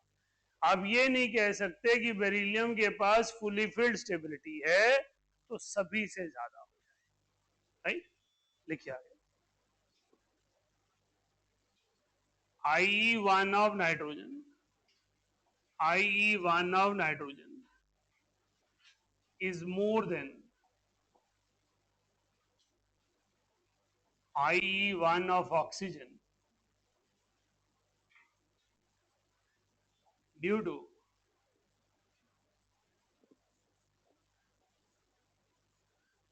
half-filled stability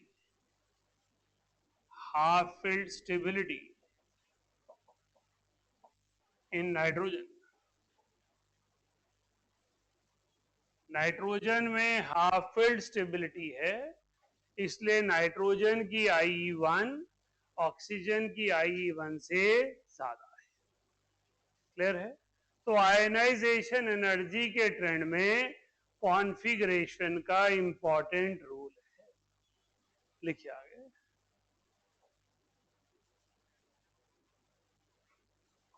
हेडिंग डालिएगा.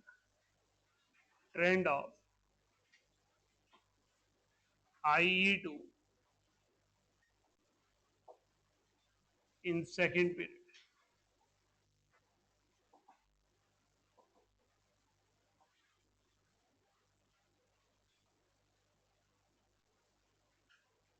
लिखिएगा IE2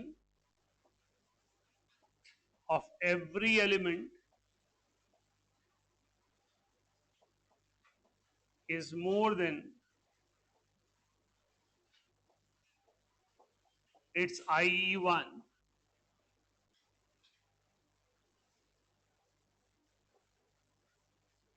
but relative increase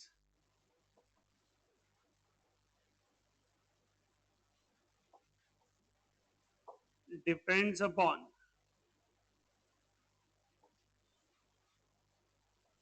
configuration.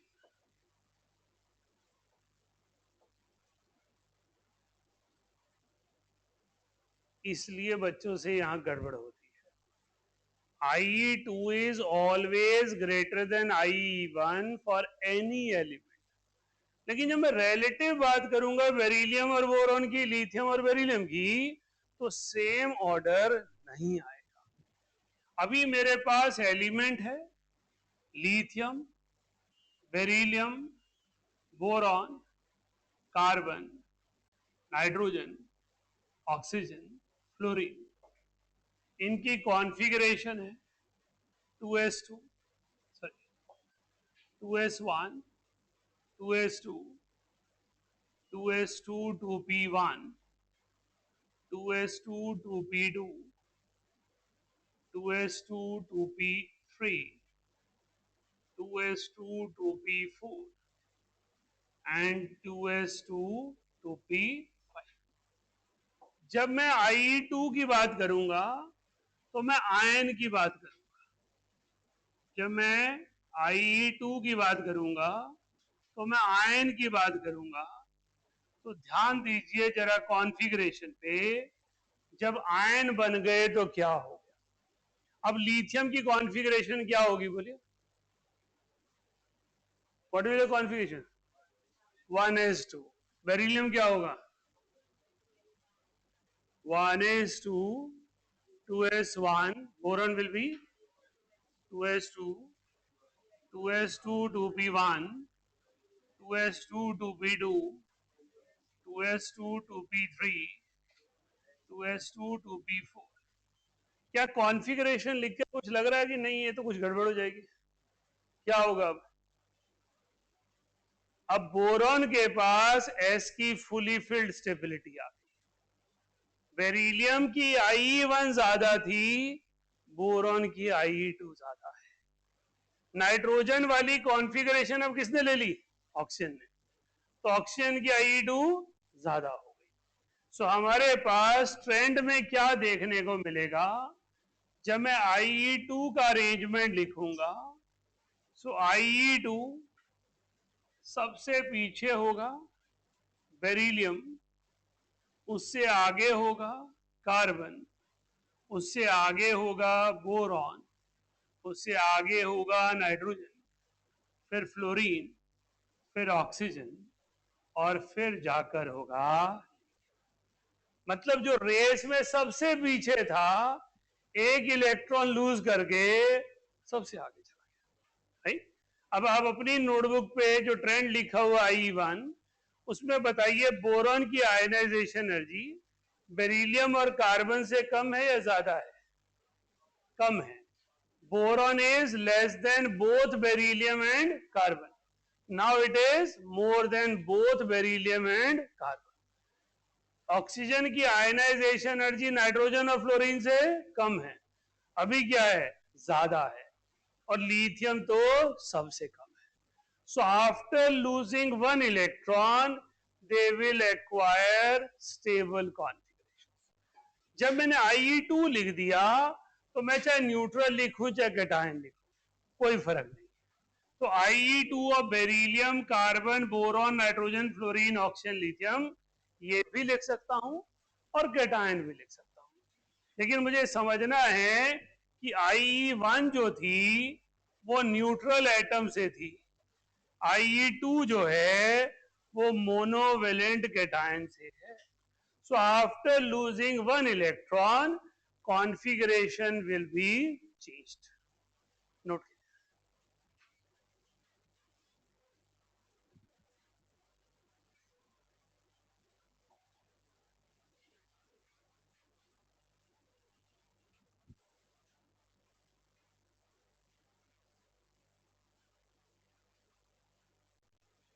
बहुत आसान है, सिर्फ कॉन्फ़िगरेशन पे कर लोगे और फर्स्ट ऑर्डर याद कर लोगे तो इसमें कुछ नहीं है।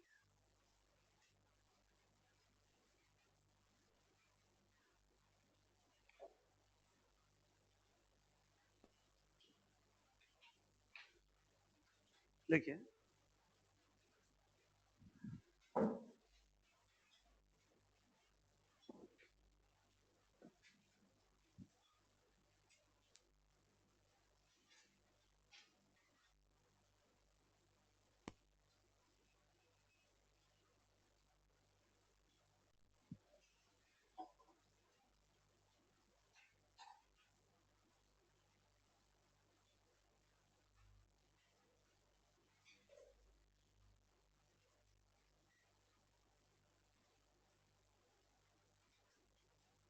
बेटा पीरियोडिक का एक्सरसाइज 1 कराइएगा।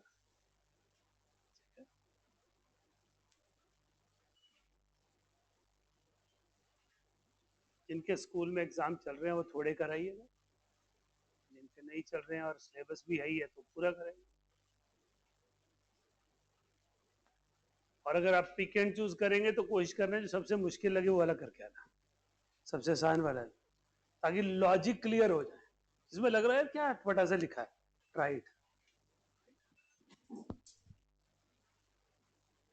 लिखवाऊं? जो लिखा है बस यही स्टेटमेंट में लिखवाना मैंने।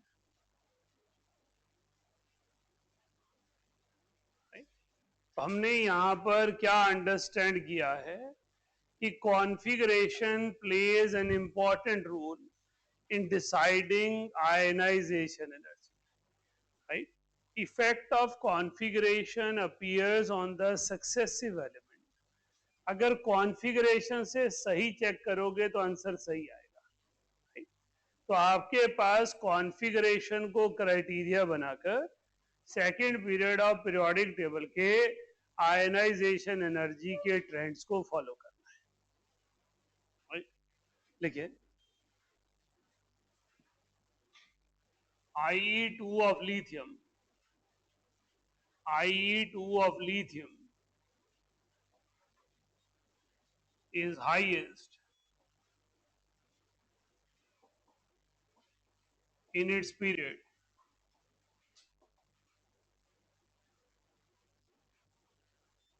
as it acquires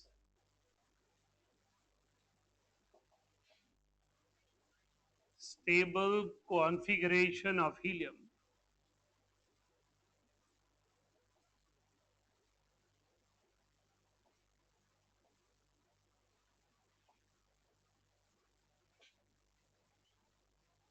after losing one electron.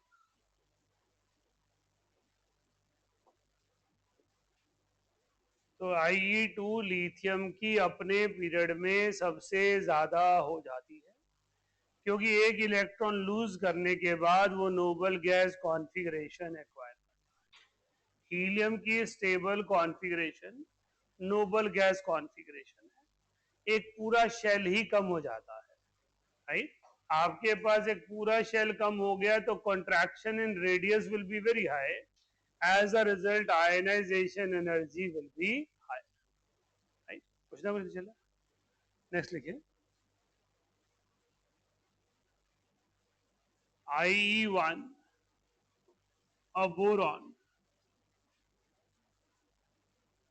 is less than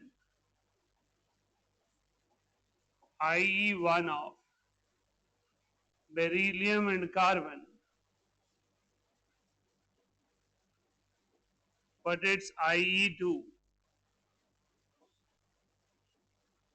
is more than both of them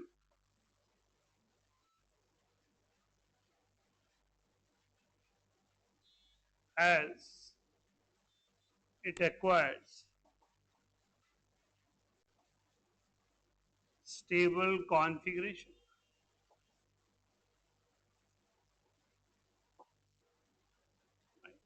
तो हमारे पास आयनाइजेशन एनर्जीज पर ऐसे ही कमेंट लिखना। हर एग्जाम में इस तरह का क्वेश्चन आएगा।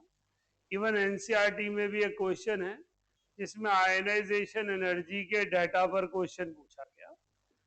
तो हमारे पास जो क्वेश्चन एनसीईआरटी में है वो क्या है, हमें डाटा गिवन है आयनाइजेशन एनर्जी ऑफ, मुझे डाटा याद नहीं है सिर्फ ऑर्डर लिख रहा हूं, sodium, magnesium, aluminium,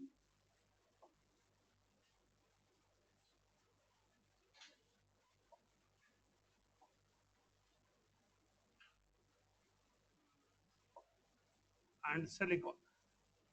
Question is about sodium, magnesium, aluminium and silicon.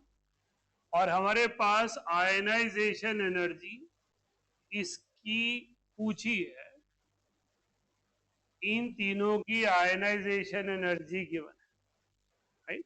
तो डाटा में पूछा है कि एल्यूमिनियम की आयनाइजेशन एनर्जी कहाँ होगी, या तो मैग्नीशियम से ज्यादा होगी या मैग्नीशियम से कम, राइट। इन टेक्स्ट क्वेश्चन आप देख लेना। तो हमारे पास इसके ऊपर है लिथियम, यहां है बेरिलियम, यहां है बोरॉन, यहां है कार्बन। तो एल्यूमिनियम की आयनाइजेशन एनर्जी क्या होनी चाहिए, मैग्नीशियम से कम होनी चाहिए, क्योंकि मैग्नीशियम के पास फुली फिल्ड एस कॉन्फिगरेशन।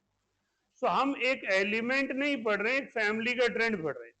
तो जो बोरॉन और बेरिलियम में हो रहा है वही एल्यूमिनियम और मैग्नीशियम में होगा, राइट। तो आयनाइजेशन एनर्जी ट्रेंड सीधा वैसे ही फॉलो होगा। अब अगर मैं ग्राफिकली इसे रिप्रेजेंट करूं, ionization energy versus atomic number, तो मेरे पास अभी ट्रेंड लिखा था मैंने, lithium, beryllium, boron and carbon, this is IE1। अब IE2 लिखूंगा तो लिथियम सबसे ऊपर चला जाएगा, बेरिलियम सबसे नीचे आ गया, फिर कार्बन आ गया, फिर बोरॉन आ गया। तो हमारे पास ये ट्रेंड फॉलो हुआ IE2। तो मेरे पास ये हमारे पास क्या था, लिथियम, बेरिलियम, बोरॉन, कार्बन। तो मेरे पास नहीं, कुछ गड़बड़ हो गई, बेरिलियम नीचे है, बोरॉन ऊपर है, कार्बन फिर नीचे है, ऐसा ट्रेंड, राइट। तो मेरे पास आयनाइजेशन एनर्जी 2 बेरिलियम की कम है, फिर बोरॉन की है, और फिर कार्बन की है। तो मेरे पास आयनाइजेशन एनर्जी 1 और आयनाइजेशन एनर्जी 2 अगर ब्लेंड करूंगा ग्राफ में तो ऐसी अपीयरेंस होगी। नोट कीजिए, कुछ नहीं किया है, जो आपने लिखा हुआ उसे ग्राफिकली रिप्रेजेंट किया।